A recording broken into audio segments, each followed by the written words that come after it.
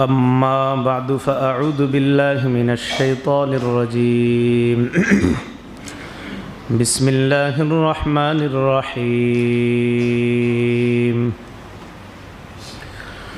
يا أيها الذين آمنوا لا تلهكم أموالكم ولا أولادكم عن ذكر الله ومن يفعل ذلك فأولئك هم الخاسرون وأنفقوا مما رزقناكم من قبل أن يأتي أحدكم الموت فيقول رب لولا أخرتني إلى أجل قريب فأصدق وأكن من الصالحين ولن يؤخر الله نفسا إذا جاء أجلها والله خبير بما تعملون اللهم صل على محمد وعلى آل محمد كما صليت على إبراهيم وعلى آل إبراهيم إنك حميد مجيد اللهم بارك على محمد وعلى آل محمد كما باركت على إبراهيم وعلى آل إبراهيم إنك حميد مجيد اللهم إني أعوذ بك من شر لساني وشر سمعي وشر بصري وشر مني আল্লাহ পাক রব্বুল আলামিনের দরবারে শুকরিয়া আদায় করছি। আল্লাহ আমাদেরকে জুমার সালাত আদায় করার জন্য মসজিদে উপস্থিত হওয়ার তৌফিক দান করেছেন বলে আলহামদুলিল্লাহ। সূরা মুনাফিকুন দ্বিতীয় রুকু 9 নম্বর আয়াত 10 এবং 11। সূরা মুনাফিকুনের প্রথম রুকু আমরা আলোচনা করেছিলাম। মুনাফিকদের বিবরণ সেখানে বর্ণনা করা হয়েছে। দ্বিতীয় রুকুতে আল্লাহ ঈমানদারদেরকে পরকালের কথা স্মরণ করিয়ে দিচ্ছেন। আল্লাহ বলেন, ইয়া আইয়ুহাল্লাযীনা আমানু, হে ঈমানদারগণ, লা তুলহিকুম আমওয়ালুকুম ওয়ালা আওলাদুকুম আন যিকরিল্লাহ, তোমাদেরকে তোমাদের সন্তান, তোমাদের সম্পদ যেন আল্লাহর জিকির থেকে উদাসীন করে না দেয়, গাফেল করে না দেয়। ওয়া মান ইয়াফআল যালিকা, যাদের সম্পদ এবং সন্তান তাদেরকে গাফেল করে দিবে আল্লাহর জিকির থেকে, সন্তান আর সম্পদের কারণে যদি আল্লাহর ইবাদত করতে না পারেন, ফাউলাইকা হুমুল খাসিরুন, তারা আখিরাতে ক্ষতিগ্রস্ত হবে। এই কথা বলার সুযোগ নাই যে আমার সম্পদের হিসাব করতে গিয়ে আমি ইবাদতের সুযোগ পাই নাই, সন্তান লালন পালন করতে গিয়ে আমি ইবাদতের সুযোগ পাই নাই, এ কথা বলার সুযোগ নাই। তা আল্লাহ বলেন, তোমাদের সম্পদ, তোমাদের সন্তান যেন তোমাদেরকে আল্লাহর জিকির থেকে গাফেল করে না দেয়, আল্লাহর স্মরণ থেকে গাফেল করে না দেয়, তোমাদেরকে যেন আখিরাত বিমুখ করে না দেয়, আখিরাত ভুলিয়ে না দেয়।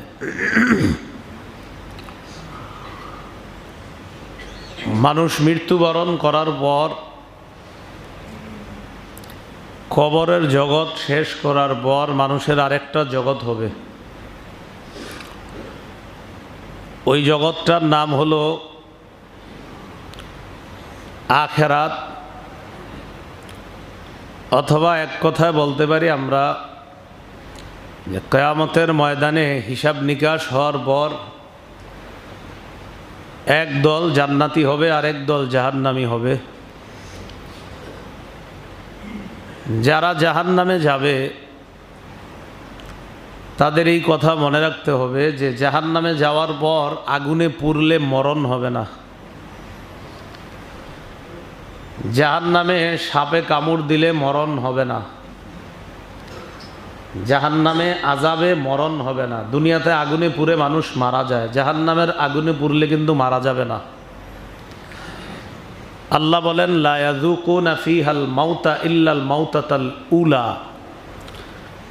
সব মানুষ মরণের স্বাদ গ্রহণ করে ফেলবে একবার, সেখানে আর মরণের স্বাদ গ্রহণ করবে না। একবারই মরণের স্বাদ আপনি গ্রহণ করবেন। তবে জাহান্নামের মধ্যে মানুষ যখন পূর্বে বিভিন্ন শাস্তি ভোগ করবে, মনে হবে মরে যাবে কিন্তু মরবে না। আল্লাহ বলেন ওয়ায়াতিহিল মাউতু মিন কুল্লি মাকান, চারদিক থেকে মরণ আসবে, এটা তার মনে হবে ওমা হুয়া বিমাইয়িত, কিন্তু সে মরবে না। চারদিক থেকে মরণ আসবে এটা তার মনে হবে কিন্তু সে মরবে না। দুনিয়াতে আমরা বিভিন্ন সময় বলি এই মরে গেলাম রে, বিভিন্ন কষ্ট বেদনার মধ্যে। জাহান্নামের কষ্টে মনে হবে এই মনে হয় আমি মারা যাব। আল্লাহ বলেন না, ওমা হুয়া বিমাইয়িত, মরবা না। এই যে মরণ হবে হবে তোমার একটা ধারণা হবে আগুনে পুড়তে পুড়তে, এটাও তোমার জন্য আযাব, কিন্তু মরবা না। তো আল্লাহ বলতেছেন তোমাদের সন্তান তোমাদের সম্পদ যেন তোমাদেরকে আখেরাত থেকে বিমুখ করে না দেয়, ভুলিয়ে না দেয়। এটা যারা করবে তারা আখেরাতে ক্ষতিগ্রস্ত হবে। পরে আল্লাহ বলেন আনফিকু মিম্মা রাযাকনাকুম, তোমরা খরচ করো আমি যা দিয়েছি তা থেকে। মিন ক্বাবলি আইয়াতিয়া আহাদাকুমুল মাউত, তোমাদের কাছে মরণ আসার আগে, মরণ আসার আগেই খরচ করো, কারণ মরণ আইসা গেলে আর খরচ করার সুযোগ পাবা না। তো আল্লাহ পাক রব্বুল আলামিন বলেন ফায়াকুল রব্বি লাউলা আখারতানি ইলা আজালিন করিব, মরণ আসলে বলবে আল্লাহ আমারে যদি আরেকটু সুযোগ দিতেন, আর যদি একটু সুযোগ দিতেন আমাকে, ফাসাদ্দাক, আমি দান সদকা করতাম, ওয়া আকুম মিনাস সালিহিন, আমি নেককারদের অন্তর্ভুক্ত হইতাম, আরেকটু সুযোগ যদি দিতেন আমারে। আল্লাহ জবাব দিয়ে দিচ্ছেন ওয়ালাই ইউআখিরাল্লাহু নাফসান ইযা জাআ আজালুহা, আল্লাহ কিছুতেই কাউকে আর মরণ থেকে যখন তার মরণ এসে যাবে তখন আল্লাহ আর কাউকে সুযোগ দিবেন না।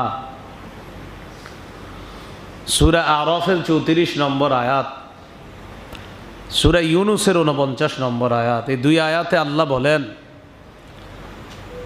ইযা জাআ আজালুহুম লা ইস্তাখিরুনা সাআতাও ওয়া লা ইস্তাকদিমুন, মরণ যখন আসবে একটু আগেও হবে না একটু পরেও হবে না, ওই সময় মরণ হবে। তো যে বিষয়টা বুঝাইতে চাইতেছি, মরণ এখানেই হয়ে যাবে কিন্তু পরে কিন্তু আর মরণ হবে না। পরে আবার আমাদেরকে এই যে যেমনি আসি আমরা অমনি আবার আল্লাহ পুনরুত্থান করবেন। নবসৃষ্টির আরেক নাম পুনরুত্থান। পুনরুত্থান যখন আমাদেরকে করবেন আল্লাহ, কিয়ামতের ময়দানে আল্লাহ আমাদেরকে উঠাবেন, তো সেখানে আল্লাহ আমাদেরকে কিভাবে পুনরুত্থান করবেন, এই আমি আপনি আমরা যারা বসা, আবু দাউদ শরীফের 4743 নম্বর হাদিসের বর্ণনা, রাসূলুল্লাহ সাল্লাল্লাহু আলাইহি সাল্লাম বলেন কুল্লু ইবনি আদামা তাকুলুহুল আরদ, আদম সন্তানকে মাটি খেয়ে ফেলবে, ইল্লা আজাবাদ দাম, শুধুমাত্র রেঙ্গুরের একটা হাড় আছে পিছনের হাড়, এই হাড়টা ছাড়া সব খেয়ে ফেলবে। মিনহু খুলিকা, এই হাড় থেকেই আদমকে বানানো হয়েছে, আমাদেরকে বানানো হয়েছে। ওয়াফিহি ইউরাক্কাবু, আবার এই হাড় দিয়ে আবার আমাদেরকে বানানো হবে। তাহলে আমাদের সব অঙ্গ খাবে মাটি, একটা হাড় খেতে পারবে না। ওই হাড় থেকে আমি আপনি বর্তমান পৃথিবীতে আছি, আবার আল্লাহ পাক রব্বুল আলামিন এটার থেকে আমাদেরকে নতুন করে সৃষ্টি করবেন, ওটা থেকে।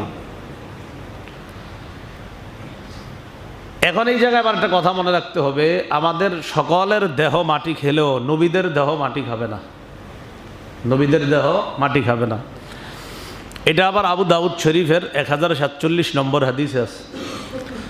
রাসূলুল্লাহ সাল্লাল্লাহু আলাইহি সাল্লাম বলেন, ইন্নাল্লাহা হাররামা আলাল আরদি আজসাদাল আম্বিয়া, আল্লাহ পাক রব্বুল আলামিন মাটির জন্য হারাম করে দিয়েছেন নবীদের দেহ, নবীদের শরীর। মাটি নবীদের শরীর খেতে পারবে না। তো বর্তমান পৃথিবীতে আমরা যারা আছি, এই আমাদের মাঝে অনেকে আবার আপনার পুনরুত্থানকে অস্বীকার করে। তারা এটা বিশ্বাস করতে চায় না যে এটা কিভাবে সম্ভব। আল্লাহ পাক রব্বুল আলামিন বলেন, ওয়া ইন তা'জাব ফা'আজাবুন ক্বালুহুম আইযা কুন্না তুরাবান আইন্না লাফি খালকিন জাদীদ। আল্লাহ পাক রব্বুল আলামিন বলেন, আপনি যদি আশ্চর্য হন, ফা'আজাবুন ক্বালুহুম, তাহলে তাদের এই কথায় আশ্চর্য হওয়া উচিত যারা এই কথা বলে, আইদা কুন্না তুরাবান আইন্না লাফি খালকিন জাদীদ। সূরা রাদের ৫ নম্বর আয়াতে আল্লাহ বলেন, আপনি যদি আশ্চর্য হন তাহলে তাদের এই কথায় আশ্চর্য হওয়া উচিত যারা বলে, আইদা কুন্না তুরাবা, আমরা যখন মাটি হয়ে যাব, আইন্না লাফি খালকিন জাদীদ, আবার কি আমাদেরকে নতুন করে সৃষ্টি করা হবে। এটা অনেকে বলে। আল্লাহ কয়, এই কথা আশ্চর্য কথা। যারা কয় আবার কেমনে সৃষ্টি হব, এটা হলো আশ্চর্যের কথা। উলাইকাল্লাযীনা কাফারু বিরাব্বিহিম, তারাই তাদের রবকে অস্বীকার করে। ওয়াউলাইকাল আগলালু ফি আনাকিহিম, তাদের গলার মধ্যে বেড়ি থাকবে, বেড়ি শিকল থাকবে। ওয়াউলাইকা আসহাবুন নার, তারা হলো জাহান্নামী, হুম ফিহা খালিদুন, সেখানে তারা চিরস্থায়ীভাবে থাকবে। নাউজুবিল্লাহ। তো পুনরুত্থান যারা অস্বীকার করে, আল্লাহ তাদেরকে এই কথাটা বলে দিলেন। আল্লাহ পাক রব্বুল আলামিন বলেন, ওয়া হুয়াল্লাযী ইয়াবদাউল খালকা সুম্মা ইউঈদুহু ওয়া হুয়া আহওয়ানু আলাইহি ওয়া লাহুল মাসালুল আ'লা ফিস সামাওয়াতি ওয়াল আরদ ওয়া হুয়াল আজিজুল হাকীম। আল্লাহ সূরা রুমের ২৭ নম্বর আয়াতে বলেন, ওয়া হুয়াল্লাযী ইয়াবদাউল খালকা, তিনি সৃষ্টির সূচনা করেন। আল্লাহ সৃষ্টির সূচনা করেন। এই আয়াতটা খুব মন দিয়ে বুঝবেন। সুম্মা ইউঈদু, তিনি আবার এই সৃষ্টির পুনরাবৃত্তি করবেন। দেখেন, তিনি সৃষ্টির সূচনা করেন। আমাদেরকে যে প্রথম বানিয়েছে, আমি কি স্যাম্পল ছিলাম? আরে বলেন, আমরা কি স্যাম্পল ছিলাম? না।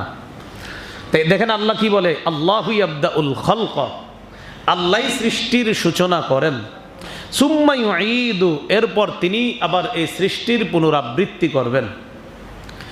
এবার আল্লাহ এই কথাটা বলার পর বলেন, ওয়া হুয়া আহওয়ানু আলাইহি, যারা পুনরুত্থানকে অস্বীকার করে, আবার সৃষ্টি করতে পারবো কিনা যারা অস্বীকার করে, নবী আপনি তাদেরকে জানায়া দেন যে সৃষ্টির সূচনা আমি করি। যে পুনরুত্থান অস্বীকার করে, ও যেন এই কথা জানে যে তোমাকে যে আল্লাহ বানিয়েছেন, তুমি তো আগে কোনো স্যাম্পল ছিল না।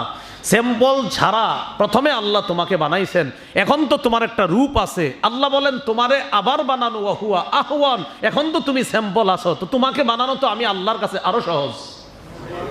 ওয়া হুয়া আহওয়ানু আলাই, এটা আরো সহজ। এখন আমরা যারা আছি দুনিয়াতে, এখন তো আমরা আছি, তো আল্লাহ কয়, এখন তো তোমরা আসো, তোমরা তো ছিল না তখন বানাইছি, এখন তো আসো, এই তোমারে আবার বানানো তো আরো সহজ। এটা বলতেছে, কিছু ছিলাম না, বানিয়ে ফেলছি, এখন তো আসি, তো আল্লাহ এখন তোমার রূপ তো আছে, তো তোমারে বানানো তো আরো সহজ। এখন তো তুমি বলে যে তুমি ওমক আব্দুর রহমান, আব্দুর রহিম, তুমি তো একসময় আব্দুর রহিম ছিল না, এখন আব্দুর রহিম তুমি আসো, তো তোমার একটা ছুরত আছে, আকৃতি আছে, চেহারা আছে, এখন তোমারে বানানো আরো সহজ। তো এই কথাটা আল্লাহ বললেন যে এখন তোমাকে বানানো আরো সহজ। আল্লাহ পাক রব্বুল আলামিন বলেন যে যারা এই কথা বলে যে কিভাবে আবার আমাদেরকে আল্লাহ সৃষ্টি করবে, আল্লাহ বলেন, ওয়ায়াকুলুল ইনসান আইযা মা মিত্তু লাসাউফা উখরাজু হাইয়া। সূরা মারইয়ামের মধ্যে আল্লাহ বলেন, ওয়ায়াকুলুল ইনসান, মানুষ বলে, আইযা মা মিত্তু লাসাউফা উখরাজু হাইয়া, আমি যখন মারা যাব, লাসাউফা উখরাজু হাইয়া, আবার কি আমাকে সৃষ্টি করা হবে, আবার কি আমাকে জীবিত অবস্থায় বের করা হবে। আল্লাহ পাক রব্বুল আলামিন জবাব দিয়ে দিচ্ছেন সূরা মারইয়াম 66, 67, 68 নম্বর আয়াত। আল্লাহ বলেন, মানুষ বলে, আইযা মা মৃত্যু, আমি যখন মারা যাব, লাসাউফা উখরাজু হাইয়া, আবার কি আমারে জীবিত করে বের করা হবে। এটা কেমনে সম্ভব? মানুষ বলে। এবার আল্লাহ কয় আওয়ালা ইয়াযকুরুল ইনসান, মানুষ কি স্মরণ করে না আন্না খালাকনাহু মিন ক্বাব, ইতিপূর্বে আমি যখন তাকে সৃষ্টি করেছি লাম ইয়াকু শাইআ, সে তো কিছুই ছিল না, তো কিছু ছিল না সেখান থেকে বানাইছি আমি আল্লাহ তাকে, এখন তো সে আছে, ওরে এখন বানানো তো ইজি, এটা সহজ, আরো সহজ ব্যাপার, এটা বলতেছে। আল্লাহ পাক রব্বুল আলামিন বলেন যারা বিশ্বাস করে না হাবিব এদেরকে জানায়া দেন ফাওয়ারাব্বিকা লানাহশুরান্নাহুম ওয়াশ-শায়াতিন সুম্মা লানুহদিরান্নাহুম হাওলা জাহান্নামা জিথিয়া। যারা আমি আল্লাহকে বিশ্বাস করে না, পুনরুত্থান বিশ্বাস করে না, এদেরকে বলেন আপনার রবের কসম, রবের শপথ, লানাহশুরান্নাহুম, আমি তাদেরকে, ওয়াশ-শায়াতিনা, এবং শয়তানদেরকে, যেই শয়তানরা তাদেরকে হক পথ থেকে বাধা দেয়, দূরে রাখে, এইগুলাকে আমি উপস্থিত করব হাউলা জাহান্নামা, জাহান্নামের আশেপাশে, জিসিয়া, মাথাটা নিচে থাকবে পা উপরে থাকবে, এরকম নত জানু অবস্থায়। তাহলে বলেন তো কি বুঝলাম? আমরা যারা দুনিয়াতে আছি, এই আমাদেরকে আবার নতুন সৃষ্টি করা হবে, এটার নামই পুনরুত্থান, এটার নামই কি বলেন তো? আল্লাহ বলেন এদেরকে বলে দিয়েন মরণ কিন্তু একবারই এটার স্বাদ গ্রহণ করবে, এরা কিন্তু আর মরবে না, তখন মারা যাইতে চাবে কিন্তু আর মরবে না। সহিহ বুখারীর বর্ণনা 6538 নম্বর হাদিস, ইউজাউ বিল কাফিরি ইয়াউমাল কিয়ামাহ, কিয়ামতের ময়দানে কাফেরকে আনা হবে। কাফেরকে আনার পর কিয়ামতের ময়দানে কাফেরকে বলা হবে লাউ কানা লাকা মিলউল আরদি যাহাবা আকুনতা তাফতাদি বি, আচ্ছা পুরা দুনিয়াটা যদি স্বর্ণ হয় আর এই পরিমাণ স্বর্ণ যদি তোমাকে দেওয়া হতো, তুমি কি এই স্বর্ণের বিনিময়ে আমার কাছে মুক্তিপণ চাইতা, জাহান্নাম থেকে বাঁচতে চাইতা? ফায়াকুলু নাআম, কাফের বলবে হ্যাঁ আল্লাহ আমি বাঁচতে চাই, এই পরিমাণ স্বর্ণ দিলেও আমি সব দিয়ে দিব, এরপরে আমায় বাঁচতে চাই। তখন আল্লাহর পক্ষ থেকে বলা হবে ওয়াকাদ সুইলতা মা হুয়া আইসার, আমি তো তোমার কাছে এর চেয়ে আরো সহজটা চেয়েছিলাম, শুধু যদি আমারে মানতা যে আমি আল্লাহ ছাড়া কোনো ইলাহ নাই, এই বিশ্বাসটা নিয়ে যদি আসতা, দুনিয়া পরিমাণ স্বর্ণ দরকার হতো না, আমি একদিন না একদিন তোমারে মাফ করে জান্নাত দিয়ে দিতাম। আমি তো সহজটা চাইছিলাম, শুধু একটুক মানতা আমি আল্লাহ, আল্লাহ ছাড়া কোনো ইলাহ নাই। তুমি এই জিনিসটা মানো নাই। আল্লাহ পাক রব্বুল আলামিন সূরা ইউনূসের 54 নম্বর আয়াতে বলেন ওয়ালাউ আন্না লিকুল্লি নাফসিন যালামাত মা ফিল আরদ, যারা জালেম কিয়ামতের ময়দানে তাদের জন্য যদি পুরা দুনিয়ার মধ্যে যা আছে সব যদি তাদের হইতো, মনে করেন এই পৃথিবীতে বর্তমানে যা আছে, কিয়ামতের ময়দানে যদি এই সব কিছু কার হইতো, জালেমের। এরপর আল্লাহ কি কয় দেখেন ওয়া মিসলাহু মাআহ, শুধু এক দুনিয়া না কয়, এই এক দুনিয়ার মতো আরেক দুনিয়ার সমপরিমাণ জিনিসও যদি তার হইতো, তাহলে কয়টা হইল? দুইটা। এই পরিমাণ সম্পদ যদি তার হইতো, জালেমের হইতো কিয়ামতের ময়দানে, লাফতাদাউ বি, তাও জালেম লাফতাদাত বি, এটার বিনিময় হইলেও আমি আল্লাহর কাছে মুক্তি চাইতো, যে আল্লাহ আমারে মুক্তি দিয়ে দেন, আমি আপনারে 2 দুনিয়া পরিমাণ সম্পদ দিয়ে দিলাম। আল্লাহ কয় না, 2 দুনিয়া না, আরো বেশি দিলেও লাভ নাই, কারণ ইমান নাই। উলাইকা লাহুম সুউল হিসাব, আল্লাহ কয় তাদের হিসাবটা হবে খুব মন্দ, খুব খারাপ। আল্লাহ আমাদেরকে হেফাজত করেন। তাহলে আমরা কি বুঝতে পারলাম? কিয়ামতের ময়দানে আপনার যারা বলবে হ্যাঁ আমার যদি মরণ হয়ে যেত ইত্যাদি, এগুলা বলে লাভ হবে না। বিসমিল্লাহ। কিয়ামতের ময়দানে বিচার ব্যবস্থা যখন শুরু হবে, কিয়ামতের ময়দানটা হবে খুব ভয়াবহ। আর কিয়ামতের ময়দান যে ভয়াবহ হবে এই কথা স্বয়ং আল্লাহ বলছেন। কিয়ামতের ময়দানটা যে ভয়াবহ হবে এটা আল্লাহ বলছেন। সূরা মুতাফফিফিনের 4 থেকে 6 নম্বর আয়াত, আল্লাহ পাক রব্বুল আলামিন বলেন আলা ইয়াযুন্নু উলাইকা আন্নাহুম মাবউসুন, তারা কি চিন্তা করে না যে তাদেরকে আবার পুনরুত্থান করা হবে? লিয়াউমিন আজিম, এক মহাদিনে।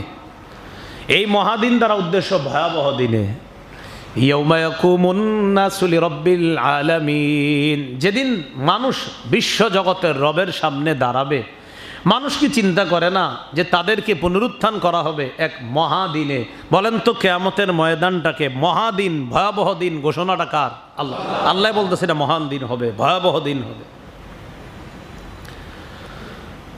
সূরা ইনসান বা সূরা দাহর এই সূরার ২৭ নম্বর আয়াতে আল্লাহ বলেন, ইন্না হাউলাই ইউহিব্বুনাল আজিলাহ। খুব মন দিয়ে অনুবাদটা শোনেন। নিশ্চয়ই তারা পার্থিব জীবনকে পছন্দ করে।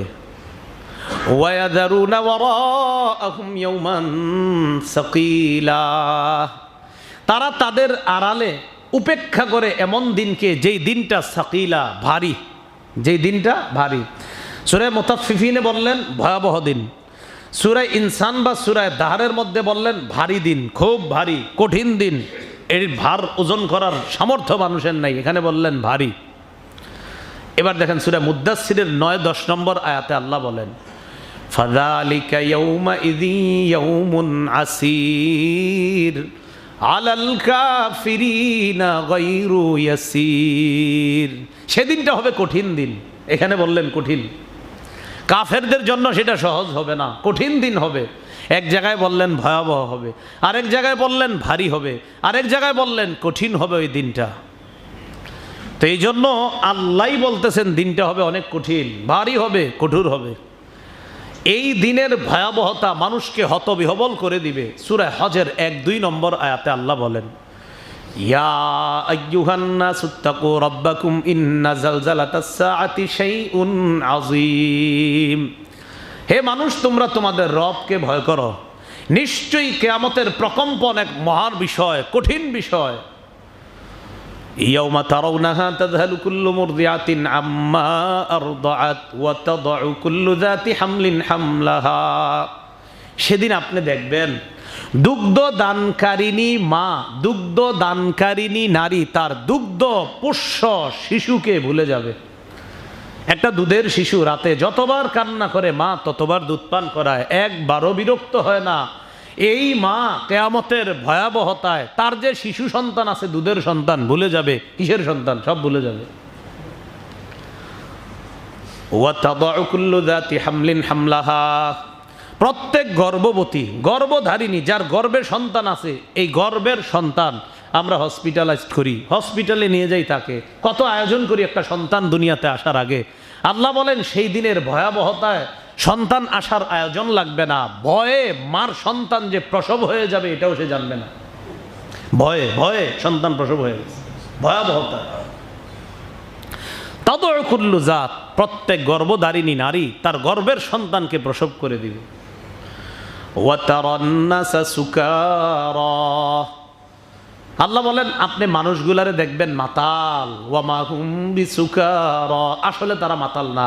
ভয়াবহতায় এমন অবস্থা হবে এগুলারে মাতাল বানায়া দিবে, আসলে এরা মাতাল না।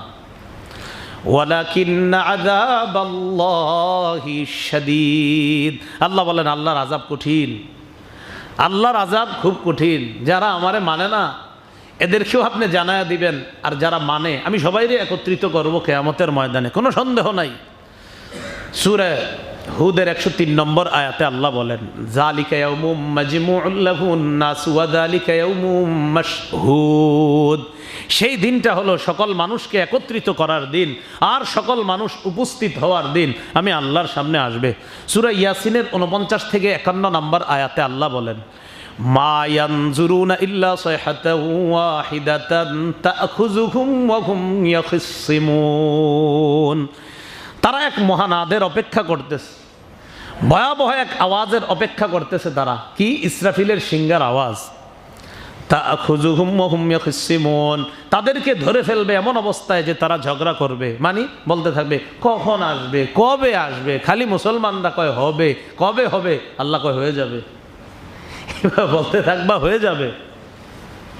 ফালা ইস্তাতিউনা তাওসিয়াতাও ওয়ালা ইলা আহলিহিম ইয়ারজিউন। আল্লাহ বলে সিংহায় ফু দিলে কোনো মানুষ আর তার পরিবারের কাছে ওসিয়তের সুযোগ পাবে না। আমার 10টা দোকান দেখে রাখো এটা বলার সুযোগ পাবে না। যাকে বলবে সেও তো ভেনিস্ট হয়ে যাবে, শেষ হয়ে যাবে। ওয়ালা ইলা আহলিহিম ইয়ারজিউন, পরিবারের কাছে ফিরে আসতে পারবে না।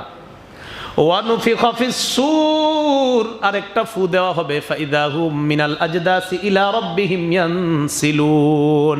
আরেকটা ফু দেওয়ার পর সবাই কবর থেকে উঠা আল্লাহর কাছে রওনা করবে, আল্লাহর কাছে জমা হবে, আল্লাহর কাছে উপস্থিত হবে। তো যারা বলে আপনার আল্লাহ বিশ্বাস করি না, আখেরাত বিশ্বাস করি না, সূরা বাকারার 148 নম্বর আয়াতটা শোনায়া দিবেন, আয়াত না পারলে অনুবাদটা শোনায়া দিবেন। আল্লাহ বলেন, আইনামা তাকুনু ইয়াতি বিকুমুল্লাহু জামিআ, যেখানেই থাকো তোমাদের সকলকে আল্লাহ কিয়ামতের মাঠে উপস্থিত করবেন। আল্লাহ মানো তাদেরকেও করবেন, আল্লাহ মানো না তাদেরকে একত্রিত করবেন। আমার চক্ষু দান করে গেলাম, আমার গলা দান করে গেলাম, আমার শরীর দান করে গেলাম, আমার দেহ দান করে গেলাম, মোল্লারা যেন জানাজা পড়াইতে না পারে তাই করেন, জেনে মন চায় দান করেন, আপনাকেও আল্লাহ উপস্থিত করবে, আপনাকেও আল্লাহ সেখানে উপস্থিত করবে। সূরা কাহফ 47 নম্বর আয়াত, ওয়া হাশারনাহুম, আল্লাহ বলে আমি সকলকে জমা করব, ফালাম নুগাদির মিনহুম আহাদা, একটাকেও ছাড়বো না, সবগুলাকে আমি জমা করব। কি বল, ফালাম নুগাদির মিনহুম আহাদা, একজনকেও ছাড়বো না। সূর্য পশ্চিম দিক থেকে যেদিন উঠবে, পুরা দুনিয়ার মধ্যে যারা থাকবে এরা সবাই বলবে আমরা ঈমান আনলাম। কি বলবে সবাই? আমরা ঈমান আনলাম। সহিহ বুখারীর বর্ণনা, যেদিন বলবে যে আমরা ঈমান আনলাম, কিতাবুর রিকাক কমল অধ্যায়, বাবু তুলুইশ শামসি মিন মাগরিবিহা, সূর্য পশ্চিম দিক থেকে উদয় হওয়া, এই শিরোনামে ইমাম বুখারী রহমতুল্লাহি আলাইহি একটা হাদিস এনেছেন। ক্বালা রাসূলুল্লাহি সাল্লাল্লাহু আলাইহি ওয়াসাল্লাম, লা তাকুমুস সাআ হাত্তা তাতলুআশ শামসু মিন মাগরিবিহা। বর্তমানে যারা আছে এদেরকে যত দাওয়াত দেন, ভাই তুমি মরবা, মরার পর পুনরুত্থান হবা, তো এরপরও যারা এটা বিশ্বাস করে না, এই হাদিসটি শুনিয়ে দিবেন। রাসূলুল্লাহ সাল্লাল্লাহু আলাইহি সাল্লাম বলেন, কিয়ামত ততক্ষণ হবে না যতক্ষণ সূর্য পশ্চিম দিক থেকে উদয় না হয়। আমরা প্রতিদিন কোন দিক থেকে দেখি? পূর্ব দিক থেকে।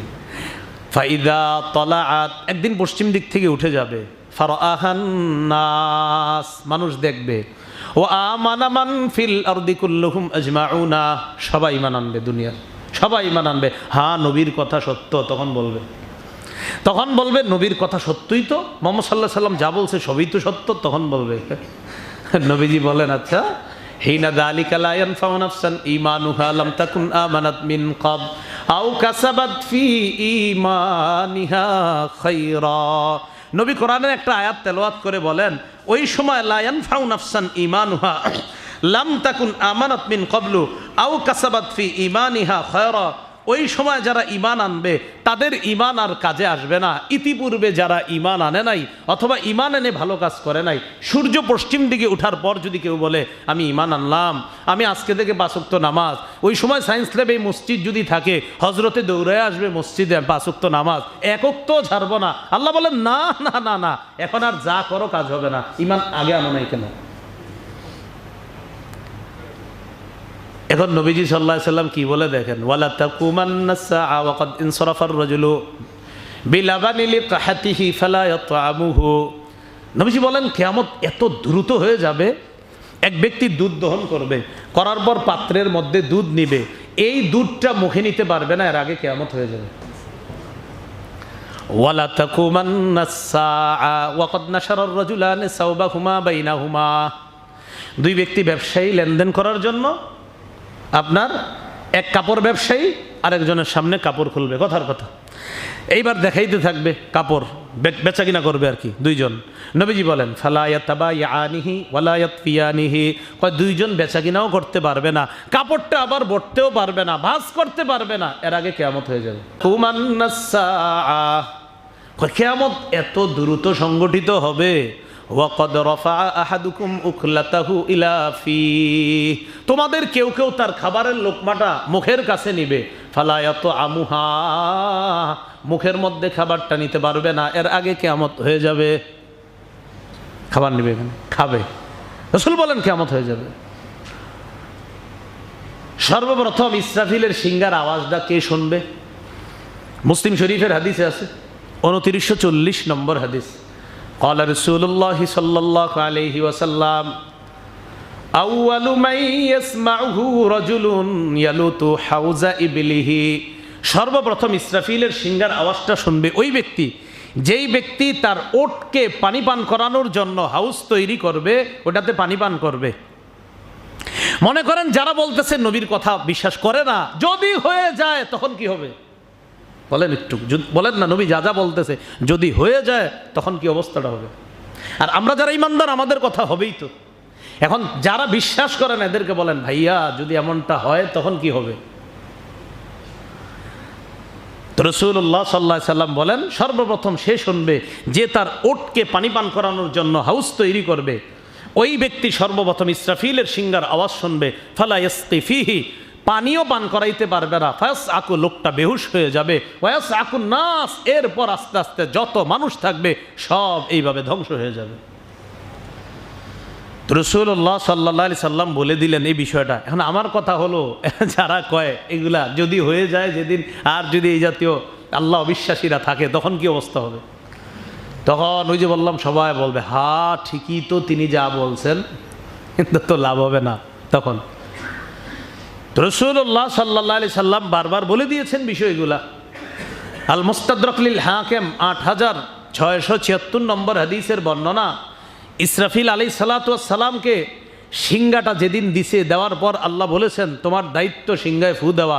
কবে দিবা এটা তুমি জানো না, এটা আমি আল্লাহ জানি, আমি যেদিন বলবো সেদিন ফু দিবা।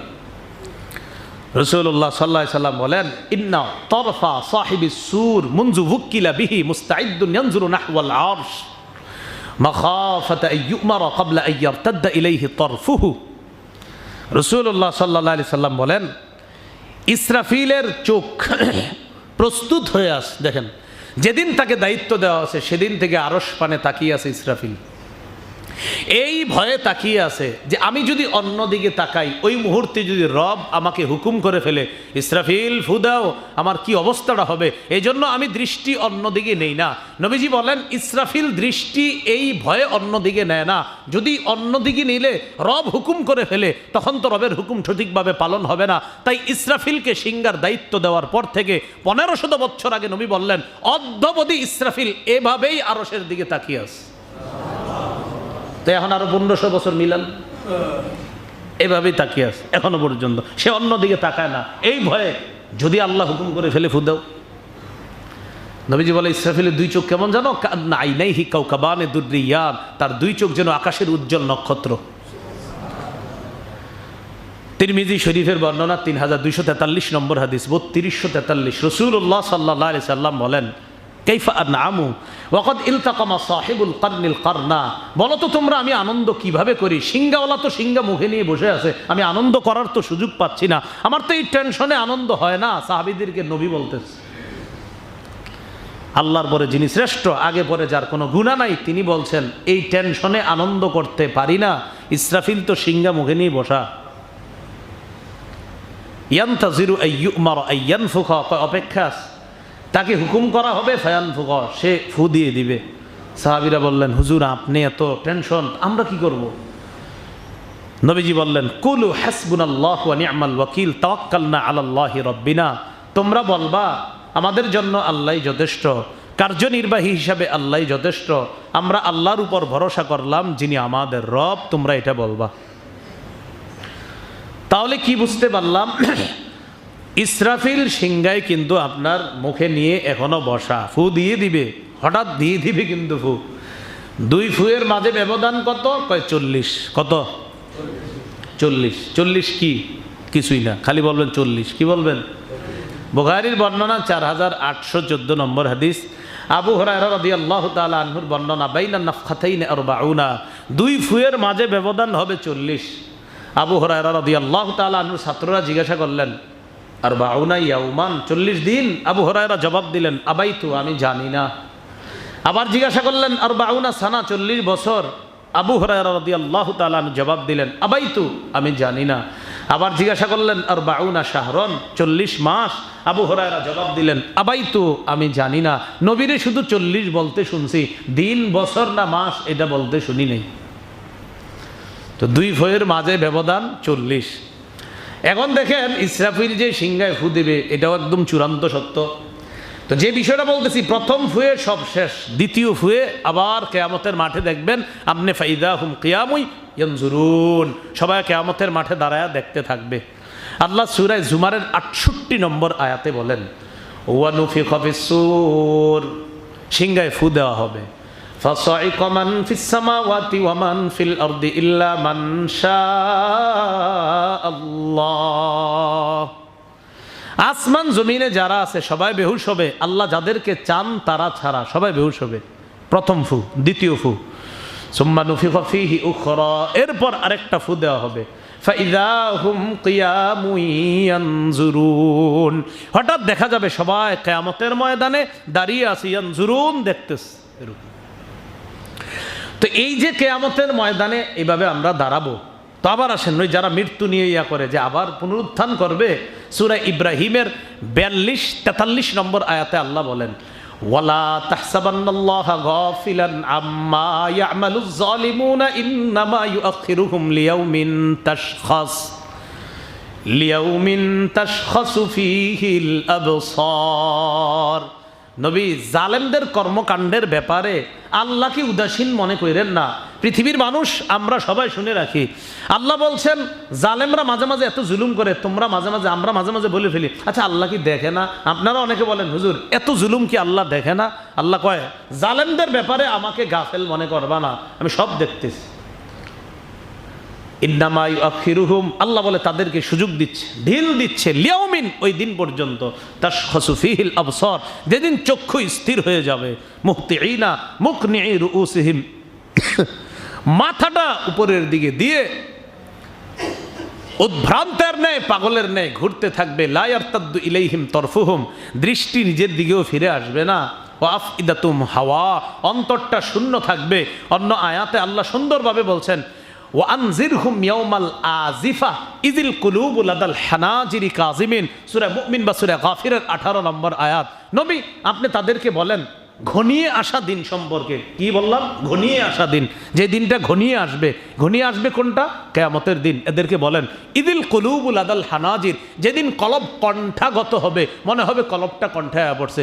বলি আমরা মাঝে মাঝে, কিরে কলব কি আছে না গলায় এসে পড়ছে? হ্যাঁ, এরকম কলব কণ্ঠাগত হবে, এমন অবস্থা হবে কলব কলবের জায়গা না, কণ্ঠায় এসে পড়বে, ভয় আতঙ্ক কাজ করবে। ইদিল কুলুবু লাদাল হানাজির, কলব কণ্ঠাগত হয়ে যাবে, মনে হবে প্রাণ যাবে যাবে, কিন্তু আল্লাহ বলেন না, সেখানে কিন্তু প্রাণ যাবে না, সেখানে আর প্রাণ যাবে না।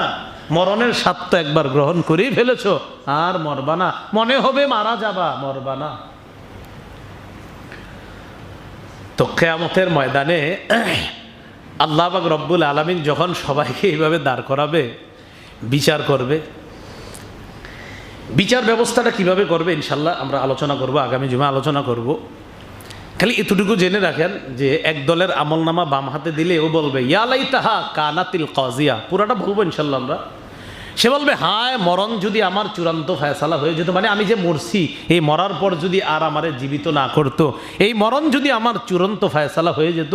ওই ব্যক্তি আফসুস করে করে এই কথা বলতে থাকবে যে মরণটাই যদি আমার চূড়ান্ত ফয়সালা হতো। তো যাই হোক, ইসরাফিল সিংহায় ফু দিবে, দ্বিতীয় ফু দেওয়ার পর সবাই উঠবে। সর্বপ্রথম উঠবে কে? মুসলিম শরীফের বর্ণনা 2278 নম্বর হাদিস। রাসূলুল্লাহ সাল্লাল্লাহু আলাইহি সাল্লাম বলেন, আনা আউয়ালু মান ইয়ানশাক্কু আনহু কবরুহু, আমি হব সর্বপ্রথম ওই ব্যক্তি যার কবর বিদীর্ণ করা হবে, ফাঁকা করা হবে, আর ওই কবর থেকে আমি মুহাম্মদকে উঠানো হবে। সুবহানাল্লাহ বললেন।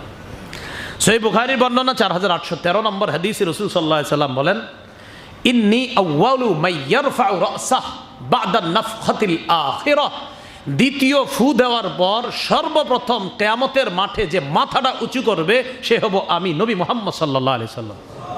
তাহলে রাসূল সাল্লাল্লাহু আলাইহি সাল্লাম সর্বপ্রথম উঠবেন। যখন মানুষগুলা কিয়ামতের মাঠে উঠবে, উঠবে কেমনে? রাসূলুল্লাহ সাল্লাল্লাহু আলাইহি সাল্লাম বলেন, ইন্নাকুম মাহশুরুনা হুফাতান উরাতান গুরলা সুম্মা ক্বরাআ কামা বাদানা আউয়ালা খালকিন নুঈদু। আপনাদের ঘরে যাদের কোরআনের অনুবাদ আছে দেখে নেবেন অনুবাদটা, সূরা আম্বিয়ার 104 নম্বর আয়াত। এই আয়াতটা দলিল হিসেবে নবীজি নিয়েছেন। ইমাম বুখারী রহমতুল্লাহ আলাইহি সূরা আম্বিয়ার 104 নম্বর আয়াতের ব্যাখ্যায় একটা হাদিস এনেছেন। ক্বালা রাসূলুল্লাহ সাল্লাল্লাহু আলাইহি ওয়াসাল্লাম, নবীজি বলেছেন, ইন্নাকুম মাহশুরুনা, তোমাদের হাসর হবে, কিয়ামতের মাঠে তোমাদেরকে উঠানো হবে।